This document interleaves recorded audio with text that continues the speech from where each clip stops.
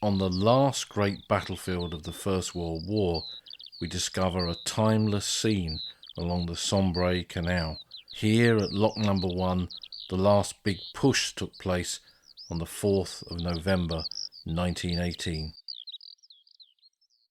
I was recently on a recce for a new Ledger battlefield tour looking at the fighting on the Hindenburg Line in the final 2 years of the Great War. When I design a new battlefield tour, any tour, I approach it in a similar way to how we used to construct TV documentaries and how I've written some of my books. The tour isn't just a whiz round a few places. It should be a vehicle for learning and, in my view, should have a beginning, a middle bit and an end. And this is what we try to achieve with the tours that we do. So this new Hindenburg Line tour starts at Rossignol Wood on the Somme, Nightingale Wood, or Copse 125 as Ernst Junger called it, close to the 1916 battlefield, so we've got kind of a back reference there. But more than that, it's also a place where the Germans on this sector of the Somme front began to pull back, and where the 16th Battalion of the West Yorkshire Regiment, the Bradford Pals, who had been involved in the assault on that summer's day on the 1st of July 1916, in the early part of 1917, fought a costly battle here against an enemy who seemed to be pulling back, but wasn't keen on yielding ground. And that became a kind of an insight into that early stage of the retreat to the Hindenburg Line by German forces on this part of the Western Front. And the cemetery here has the dead from that battle, from the Bradford Pals of the West Yorkshire Regiment, and you can see the wood, you can see the ground where that action took place. So it kind of sets the scene for what the retreat to the Hindenburg Line was, and then the subsequent battles on the Hindenburg Line were all about. So in following that idea of a beginning, a middle bit and the end, that was the beginning, and the kind of middle bit is when the tour then follows the fighting in the outposts on the Hindenburg Line, the approaches to that set of trenches, all the problems involved with suddenly facing an enemy dug into new defences, and you have to do the same. That's what British and Commonwealth forces found themselves doing in that early part of 1917. And we then follow the story of the battles on the Hindenburg Line at different points between Arras and Cambrai and Saint-Quentin in those years of 1917-18, in the final phase of the war on the Western Front. And it ends, as we move towards that ending, it ends with the breaking of the Hindenburg Line in September 1918, the crossing of the St. Quentin Canal, the famous picture of the soldiers on the escarpment close to the bridge at Ricqueval, one of the kind of iconic images of that last phase of the Great War on the Western Front, and the breakthrough of the final line of trenches, the end of trench warfare in places like the Beaurevoir-Fonsomme line near to Joncourt, just up the road, where units like the 2nd Battalion of the Manchester Regiment attacked trenches in positions like that and broke through that final line of German defences. And amongst those in the 2nd Manchesters who was in that action in breaking the Beaurevoir-Fonsomme line was Lieutenant Wilfred Owen, who was awarded a military cross for his bravery there. Owen, one of the great war poets of the First World War. But I wanted there to be a definitive ending and an understanding as to where all of that fighting across the Hindenburg Line brought the British and Commonwealth soldiers to, and what happened next once the trench systems like the Beaurevoir-Fonsomme line were broken. What were the battles like? Where were they fought? And what kind of fighting took place in those final weeks of the Great War? And I wanted the groups that will travel with us on this tour this year and in the coming years to understand that period of the war, because it's kind of a neglected one. Once the trenches were over and the war became mobile again, it's almost as if we blink and the war is over on the 11th of November. But there were hard weeks ahead with tremendous casualties and a lot of very hard fighting. So in that ground beyond the Hindenburg Line, in those final weeks of the war, when it came to kind of ending this tour, telling this story and bringing it to a conclusion, I used the fighting on the Sambre Canal on the 4th of November 1918, and that brings us to this week's episode, because just as we will use it in that tour to bring that to a conclusion, here I think it helps us explain what that final period of the war was like. And it's a date that is not perhaps unfamiliar because of Wilfred Owen, who we mentioned earlier. He was killed in action at Oars, right by the canal side, encouraging his men to get onto rafts and pontoons and get across the canal, when he was struck probably by machine gun fire and killed instantly. He's the most famous casualty of the 4th of November 1918, but he's not the only one. His death, his life, kind of overshadows that day, which is an important day because it marks the last great battle of the First World War on the Western Front. So it's not Owen, it's not Oars that we're going to look at in this episode, but a slightly more obscure and lesser known location. I hate to use that word forgotten because it isn't forgotten, but it's certainly lesser known. And while we were on that recce, this journey that we made that week took me and my fellow battlefield guides to one of my old favourites, a place I've visited for more than 30 years, the battlefield around Lock Number 1 on the Sambre Canal, close to the village of Regé de Beaulieu. So what is Lock Number 1? Where is the Sambre Canal? And what was this battle here on the 4th of November 1918? The Battle of the Somme, the crossing of the Sambre Canal, the Battle of the Somme being a battle honour awarded to the regiments that took part in this action, was that last final big attack, Allied attack of the Great War, because 7 days later was the armistice and the end to the conflict on the Western Front. And it wasn't a small affair, far from it. In fact, more men in the British Army and the Commonwealth forces that were there went over the top on the 4th of November than on the 1st of July 1916, the first day of the Battle of the Somme. But this was more than 2 years later, nearly 2.5 years later, and the war had moved forward incredibly during that period. The British Army had developed and refined its way of fighting, as had all of the other nations that fought alongside it as part of that wider British Expeditionary Force. That had come at a price in the casualties that had been suffered in the battles, such as on the Hindenburg Line in 1917-18.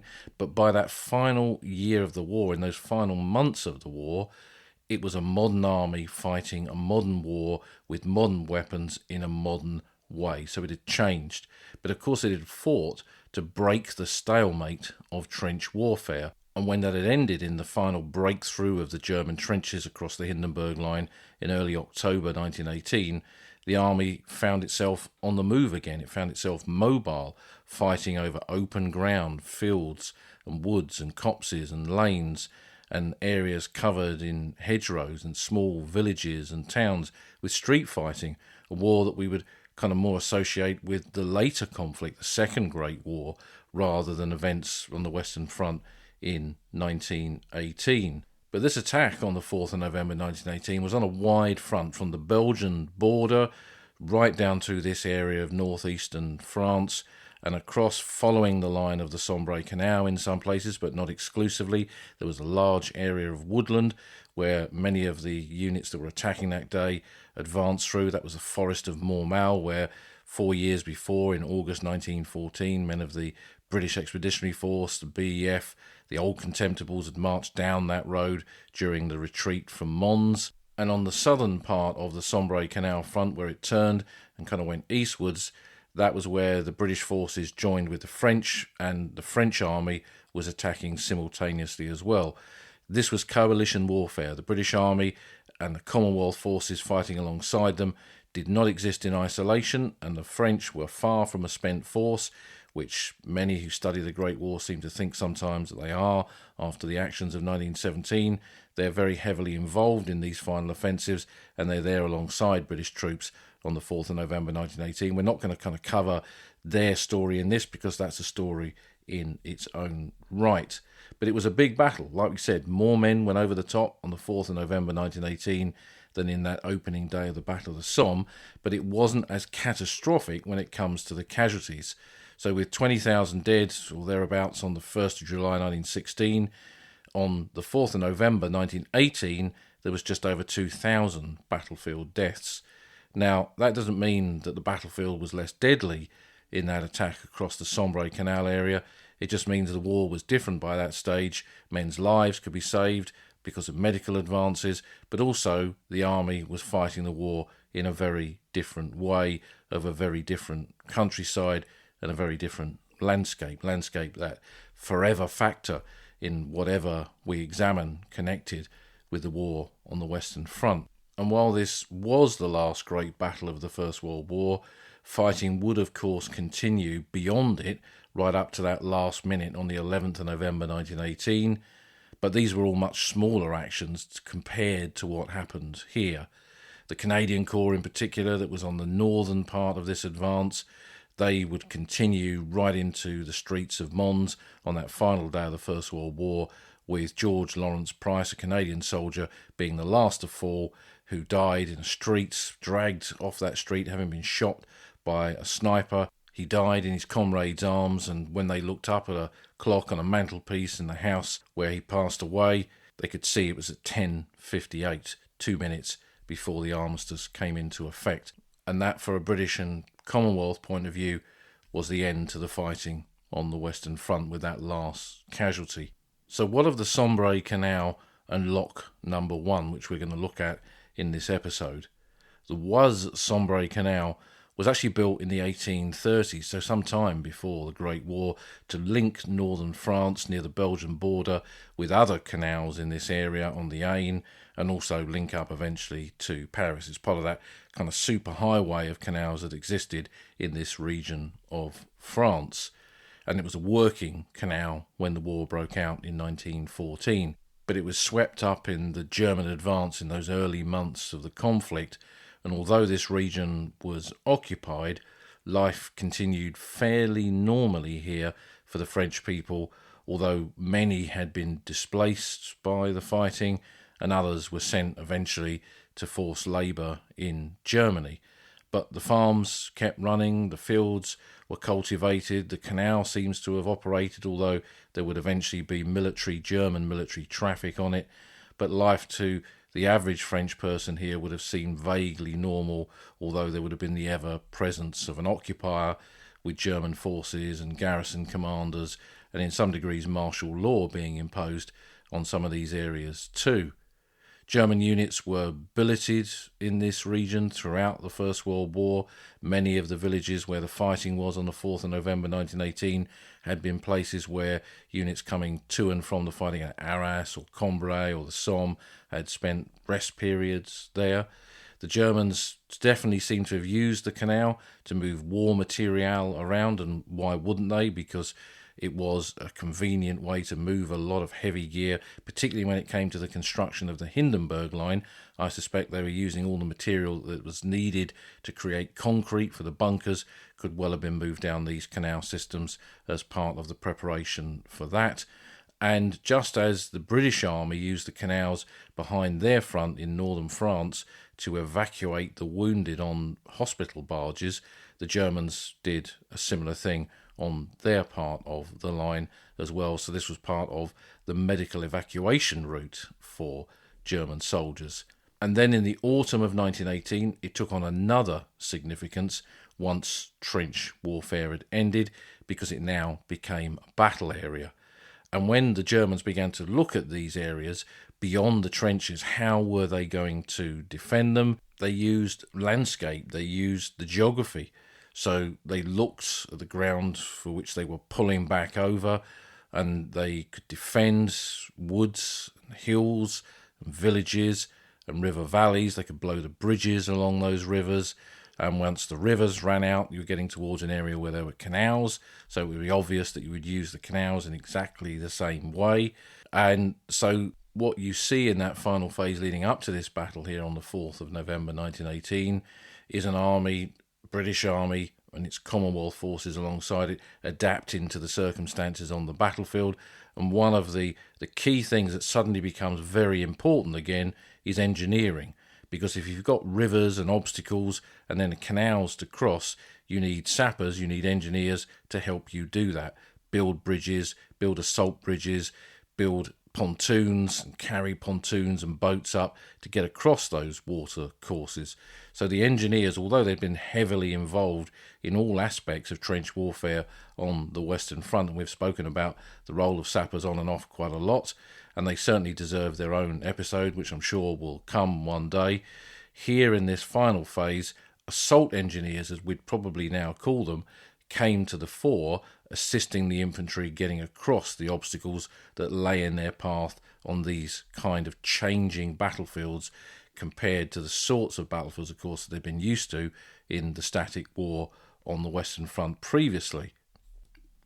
But when it came to lock number 1 and this stretch of the Sambre Canal, the canal comes from north to south towards a lock number 1, where there was a 2-storey control building overlooking the lock itself with another building alongside it.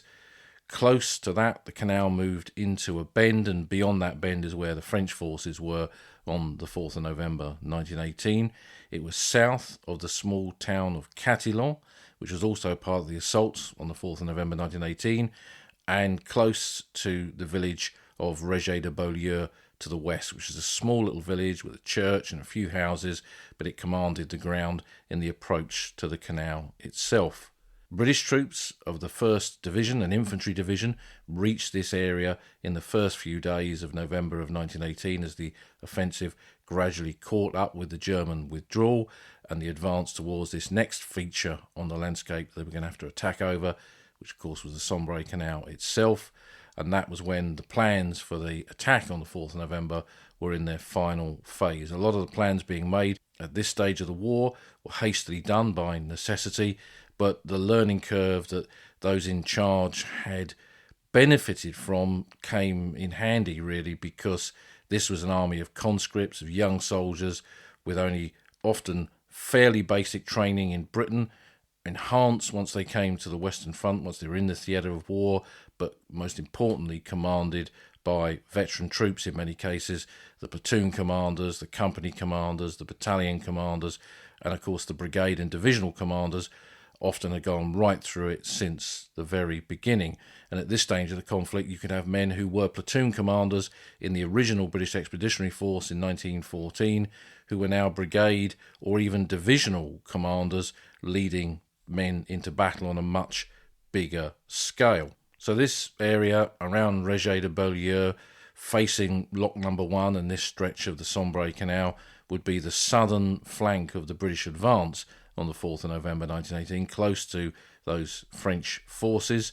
And in this sector where the assault would take place, the lead battalions were the 2nd Battalion Royal Sussex Regiment and 2nd Battalion King's Royal Rifle Corps, supported by the 1st Battalion, the Northamptonshire Regiment. Now, all of these were regular army battalions.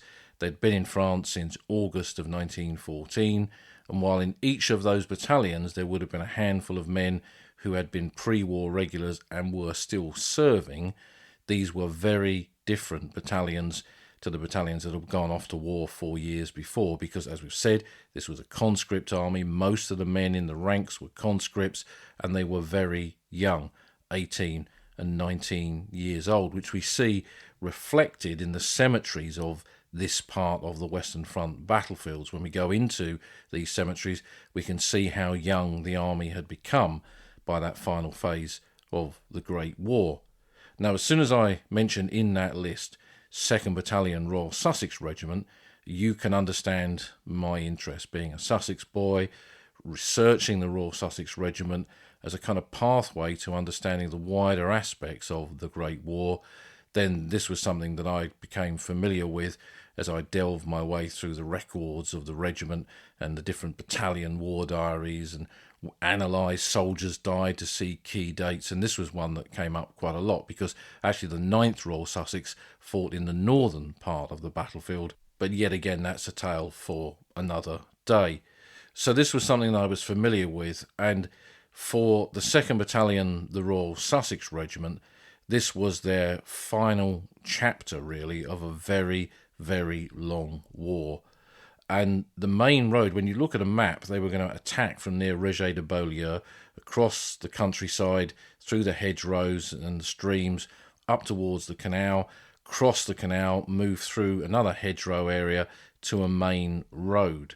And that main road had been part of their route that they'd advanced down, marched down during the retreat from Mons in August 1914. So for them, quite literally in this case, their war had pretty much brought them full circle. They were back where they'd been at the very beginning of the conflict. And for the 2nd Royal Sussex, that very long war that had brought them to this point had seen them take part in all of those battles of 1914, from the retreat to Mons to the fighting on the Marne and then the Aisne, the first Battle of Ypres in October and November of 1914. They lost 3 commanding officers in the first few months of the war. They were involved in all of the early British offensives on the Western Front in reserve for Neuve Chapelle, then in the vanguard of the assault on Albers Ridge on the 9th of May 1915, and then held the line in that sector for much of the rest of that summer, and then became a leading assault battalion in the first day of the Battle of Loos on the 25th September 1915, and continued to fight right through to the end of the battle in October of 1915. Later, they would fight on the Somme around Pozières and High Wood, and in 1917 moved up to the very northern sector of the Western Front, and were one of the British units that began to take over from French and Belgian troops near to Newport on the coast on the sector of the Yser Canal.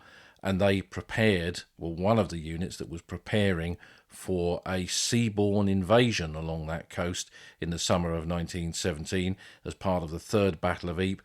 I kind of hastened to call it a D-Day, but it was an amphibious operation, no landing craft, none of the kind of specialist armour or equipment that was going to be used a generation later on the 6th of June 1944, although tanks were modified to be able to move across sand. But the troops are going to be moved up in huge barges, protected by a naval flotilla, but the coastline was bristling with heavy guns, particularly in places like Knokke-Heist, where there were massive German artillery fortifications there, that if this landing had ever taken place, I think would have resulted in catastrophic casualties for all of those who were taking part in it. And it didn't happen. The Germans got wind of the movement of British troops up into that sector, and in July of 1917 they attacked along the Yser Canal at Newport, and that's something that we've mentioned in a previous podcast episode, when their attack pushed hard against the positions of the 2nd King's Royal Rifle Corps and the Northamptonshire regiments, both of whom figure to lesser or greater degree in this story here at the Sambre Canal. But for the Sussex lads, that was not the end of their war. They were involved in the tail end of the fighting at Passchendaele in 1917, and then throughout 1918 fought in pretty much every battle along the Western Front, where British soldiers were holding the Germans back and were wiped out, rebuilt again and again and again, as were so many battalions in the British Expeditionary Force in that final year of the Great War.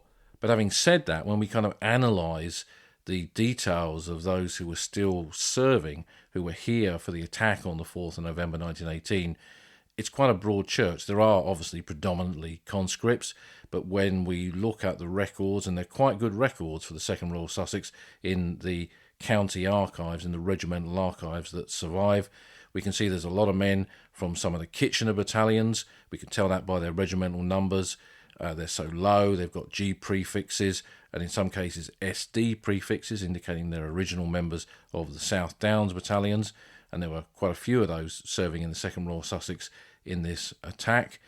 And even some men whose numbers, which have an L prefix, which indicates a regular army enlistment, with a fairly small 4-digit number, often beginning 7 or 8, that indicates they are pre-war regular soldiers. So there were still a few of those old sweats who'd gone through it all here. And what a war this battalion had. And here in its final hour, it had kind of seen everything from the war of movement that everyone had gone to war to fight in 1914, the first trenches on the Aisne, the fighting, the desperate fighting to hold the Germans back in the first Battle of Ypres, the whole gamut of trench warfare on the Western Front, the arrival of tanks, gas, everything else, and then here in this final phase, they're back fighting an open war of movement again, but in a very unfamiliar landscape, and that's what lay before them for this assault. So this battle for the 2nd Royal Sussex lads, and all of those taking part in the attack on the Sambre Canal, would prove very different to any other they'd fought, because the war had changed, and then changed again, as conflict often does. And as we've said, in this battle, like some of the others in the preceding weeks, engineers would prove just as important as infantry, because to get to that canal that you've got to cross, the role of the engineers would be absolutely pivotal. The engineers were not there to fight. Probably only a handful of them went into battle with weapons.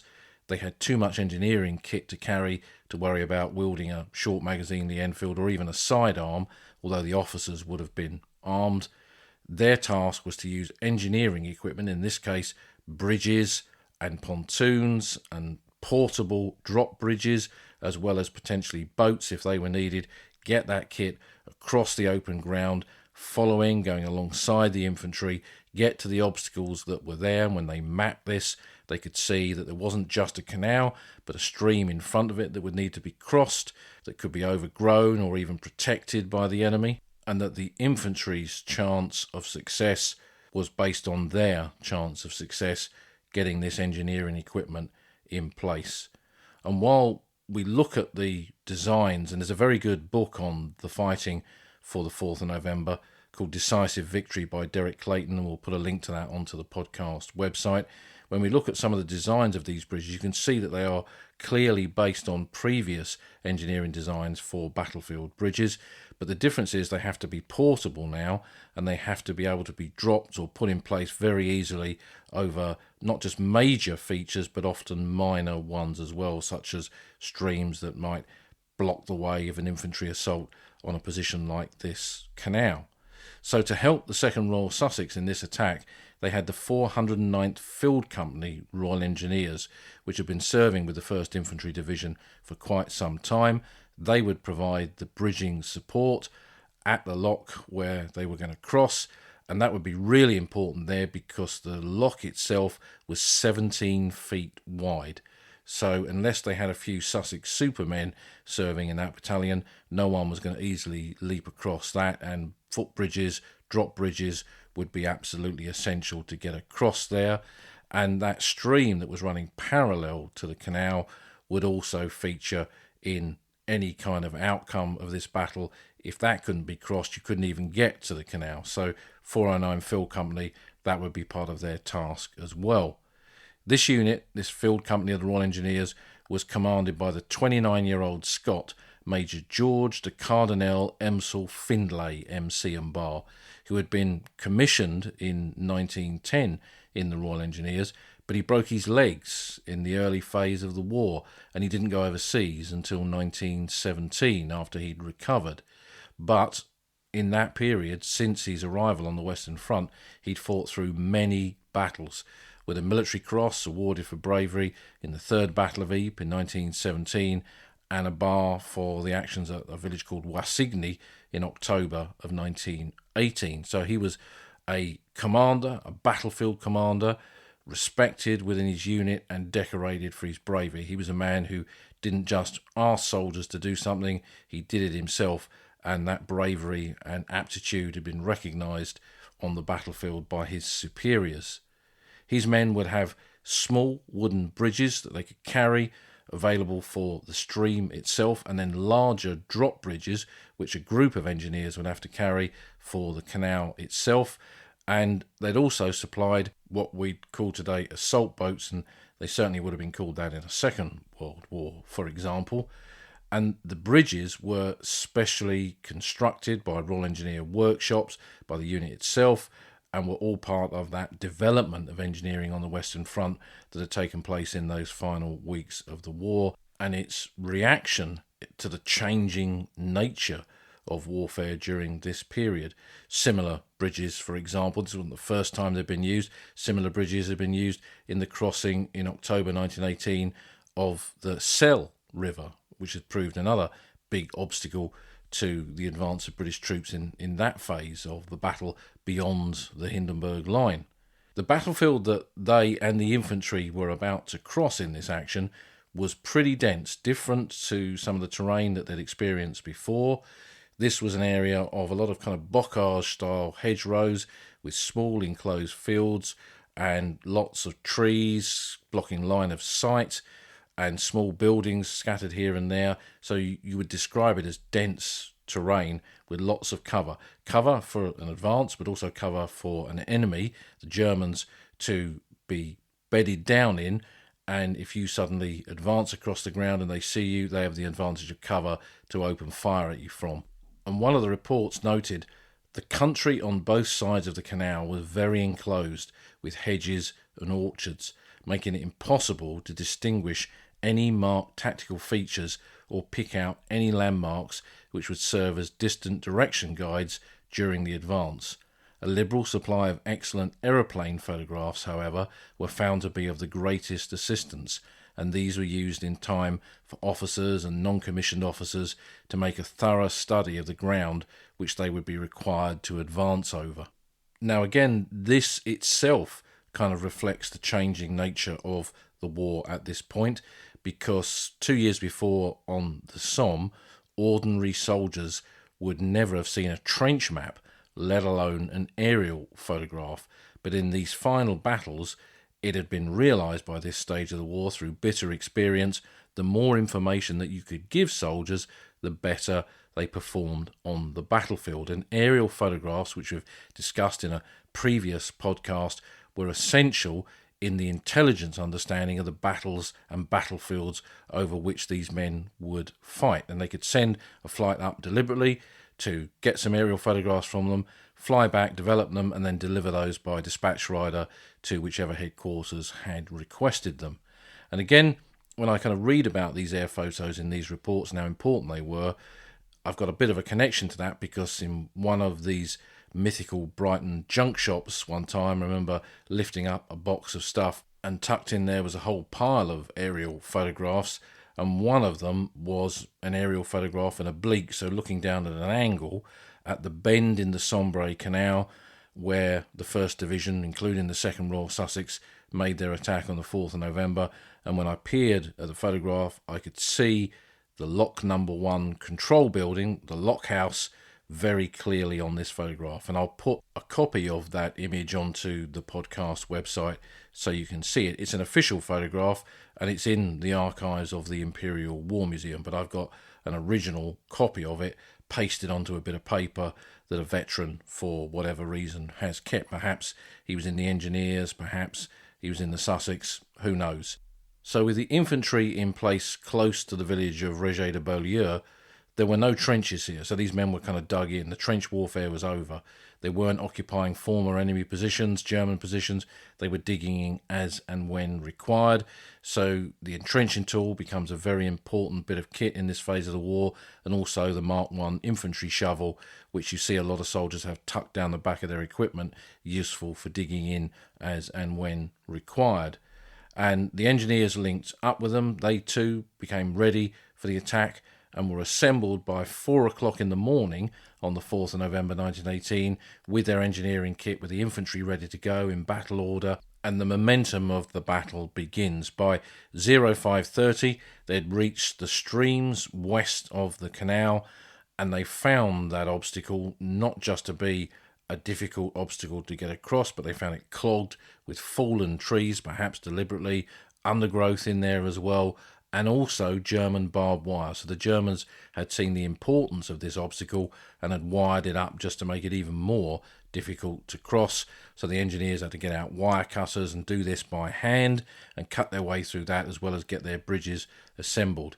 Heavy fire began to drop on these positions while they were doing this work, and one account stated, so intense was the enemy's fire that even the stoutest troops hesitated, and it seemed impossible for any man to get to the lock and yet live.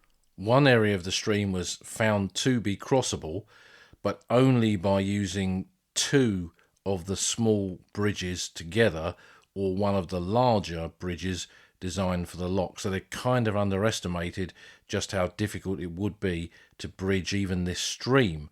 So two of the smaller bridges were put together to kind of form an inverted V shape, and in one case one of the heavier bridges was used as well. So that got the men, that got the infantry and the engineers supporting them across this stream. And Lieutenant Colonel Johnson, commanding 2nd Battalion Royal Sussex Regiment, and Major Finlay, who commanded the engineers, the 409 Field Company, they were very much in the thick of this thing. They weren't sitting back and watching their men go forward. They were in there taking command at the very sharp end of this battle, calming the men down, taking charge, giving orders. The bridges were put in place, the sappers and the infantry streamed over, and Lewis gunners, of which there was a greater number in infantry platoons by this stage of the war, were giving covering fire from their automatic weapons to enable that advance to move forward, because the Germans were in the lockhouse, the control building, firing down at almost point-blank range as the men who'd crossed over that stream that was now literally in the shadow of the bank of the canal, and men were dropping left and right. There was close quarter fighting that took place in and around the lockhouse itself as Germans came out to meet and greet that assault to try and push it back. And once drop bridges had been placed over the lock, some men mounted the actual lock gates themselves, climbed over that way, and then got into the building, cleared that, wiped out the German defenders, and then pushed on towards their objectives beyond the canal towards that main road. At this point, German resistance had pretty much collapsed, and the battle for the lock was over. It was short, it was sharp, and in many cases it was deadly, but it was decisive. The canal had been crossed, the lock had been captured, the enemy had been silenced and pushed back, and the objectives beyond these positions had been taken. To the south, on the right of the Sussex lads, 2nd Battalion King's Royal Rifle Corps had come forward and found their bridges destroyed by enemy fire, so they had made the decision to use boats to cross the canal. But the boats took some construction. They weren't kind of flat packed and ready to go.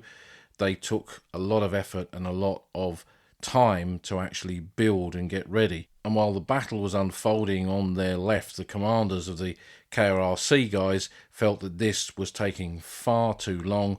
Not a single boat had been completed, so the officer in charge told his men to dump the boats, forget them, and head straight for the Sussex lads at the lock, cross on their bridges, get over the canal, and then stream out beyond. And that's exactly what they did. So those two battalions, 2nd Royal Sussex, 2nd King's Royal Rifle Corps, essentially crossed over together.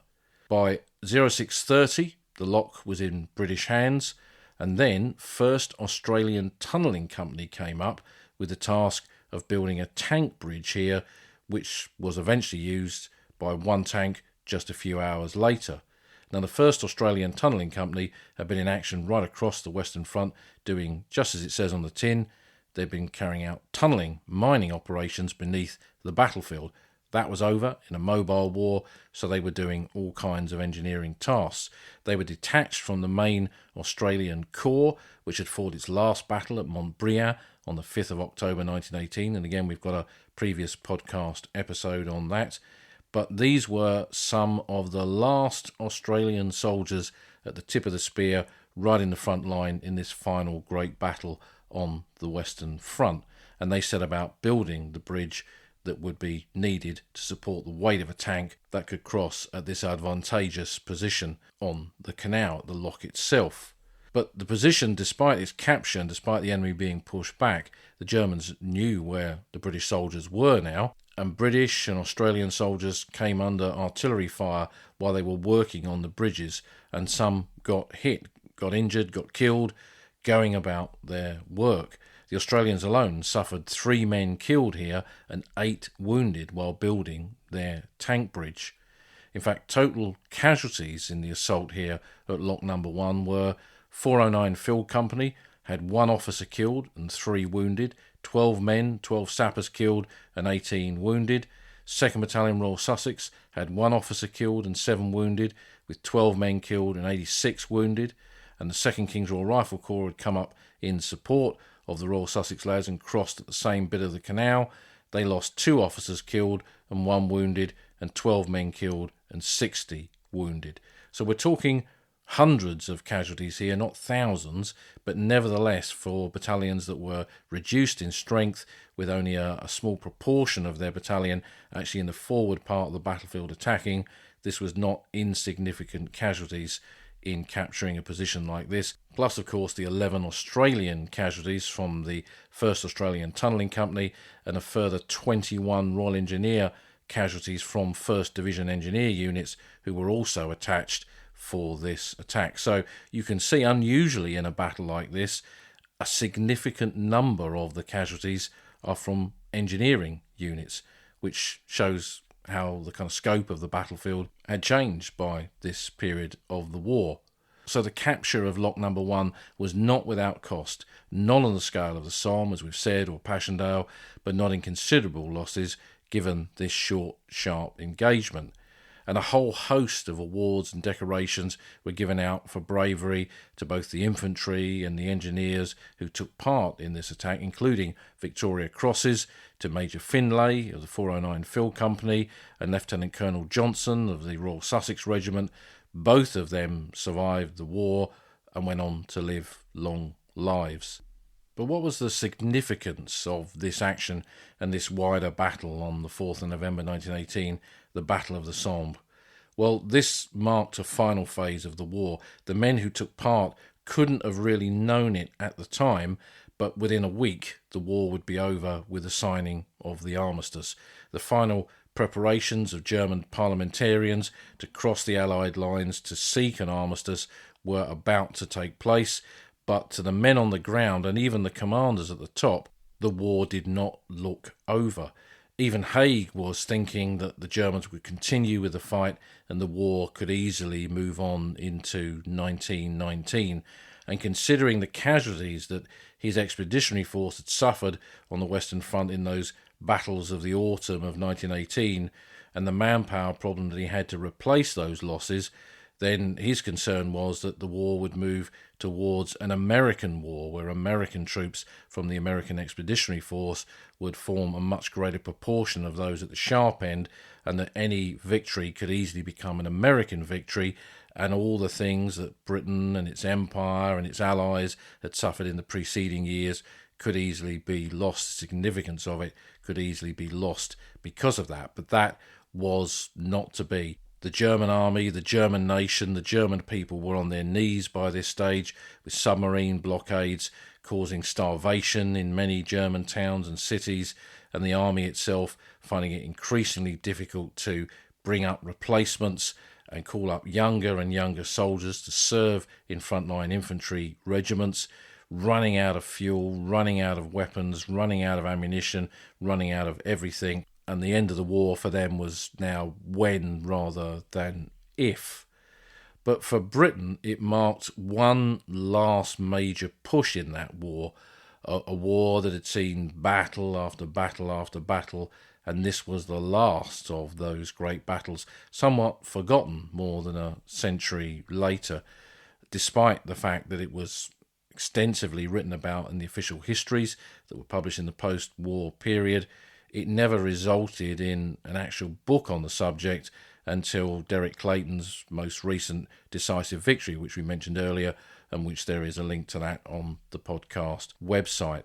But it's an important battle and one that's easy to follow on the ground. The terrain really has not changed much since 1918, and you can find the traces of it on the buildings, many of them original, and you can see the dead from the battles along the Sambre Canal and the Forest of Montmal and up towards the Belgian border in many, many battlefield cemeteries that are part of that landscape of the final phase of the Great War on the Western Front. But it's not just the wider significance, it's a spot that is special to me, not just because of the Sussex connection, but because one of the veterans that I knew and interviewed, Josh Grover MM, was there. He was one of the Lewis gunners in that attack.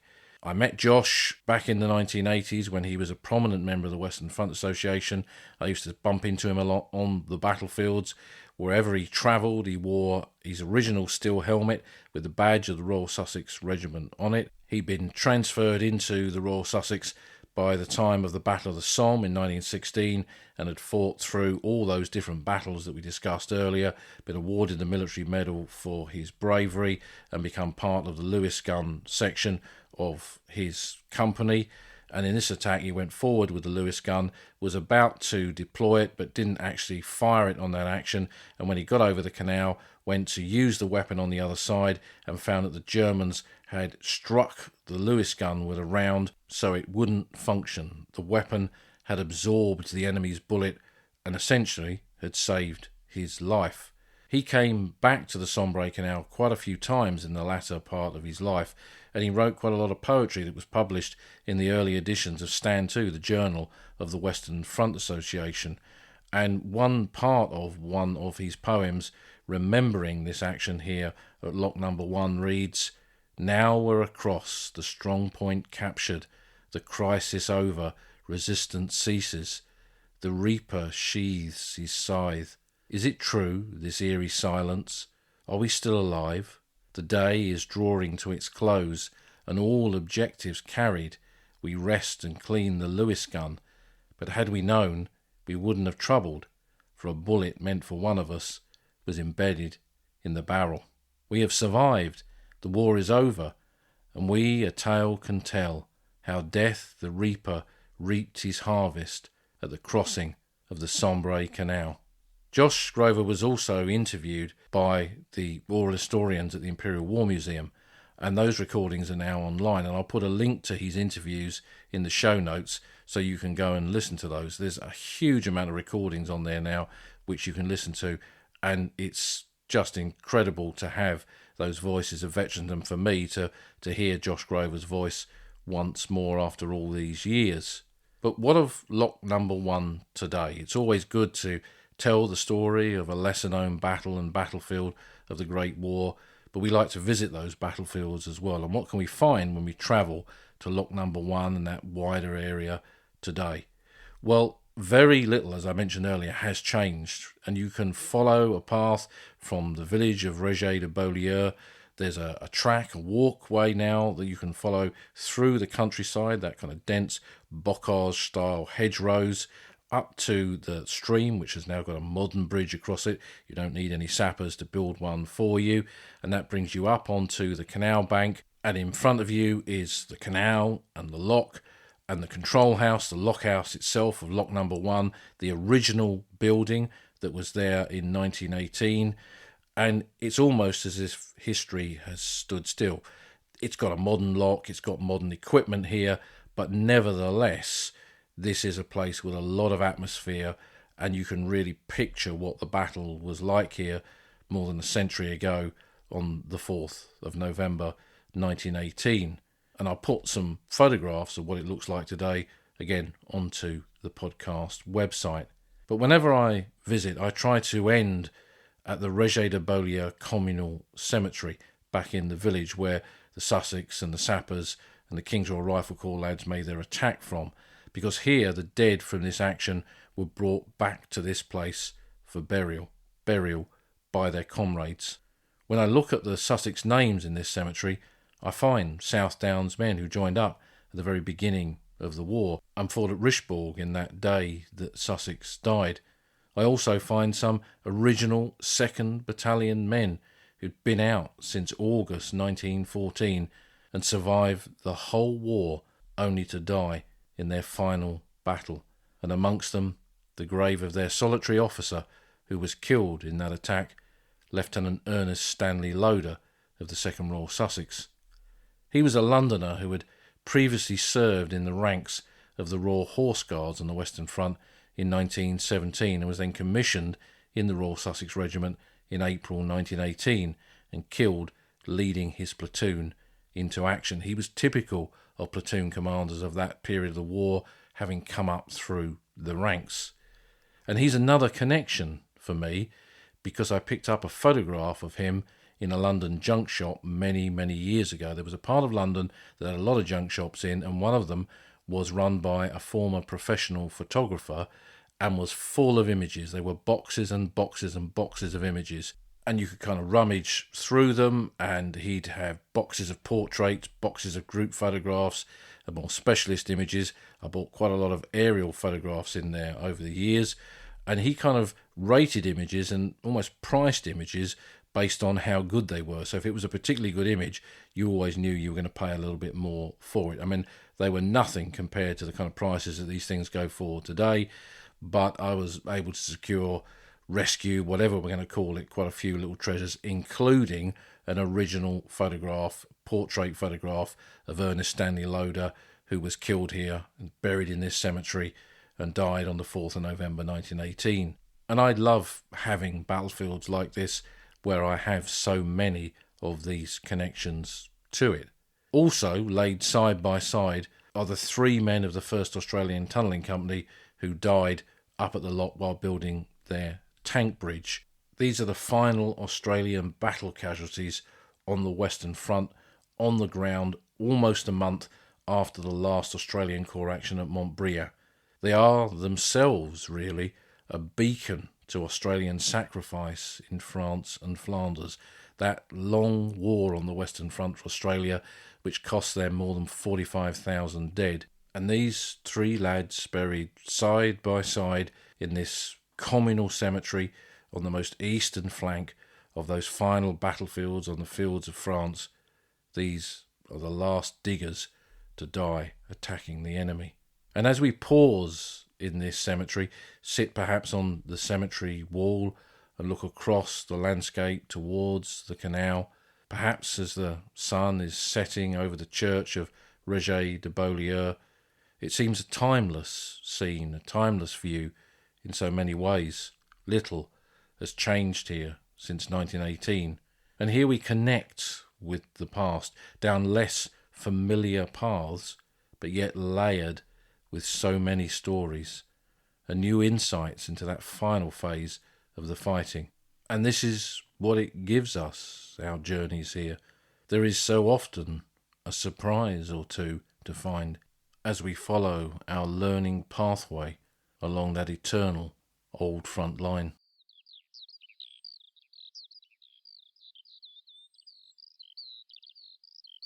You've been listening to an episode of The Old Front Line with me, military historian Paul Reed.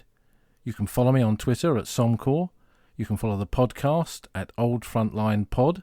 Check out the website at oldfrontline.co.uk, where you'll find lots of podcast extras and photographs and links to books that are mentioned in the podcast.